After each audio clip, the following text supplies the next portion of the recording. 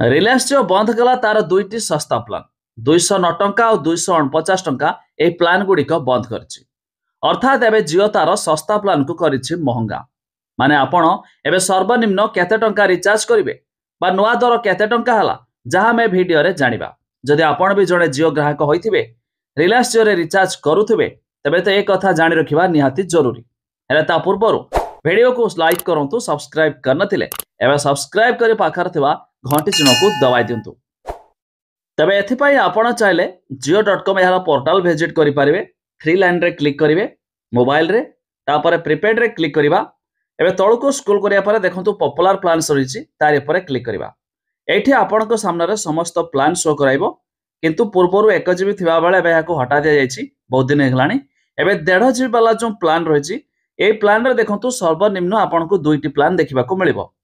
तेबे पूर्वरु 249 टंका रे 28 दिन मिलवा को थिबा बेले एबे ताहाको बढ़ाई दिया जायछि 299 टंका रिचार्ज कले आपण को 28 दिन पर्यंत मिलिबो।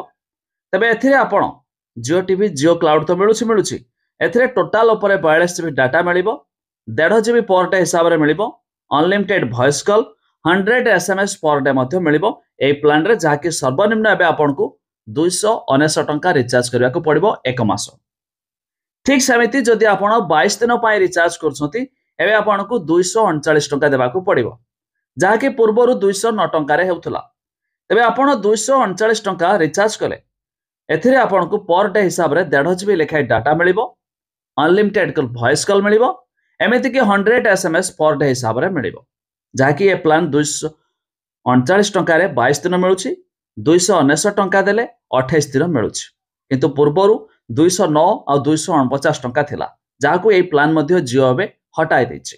तबे जदि आपण जियो यूजर केते टंका रिचार्ज करंती ता निहाती कमेंट करी जणाइबे।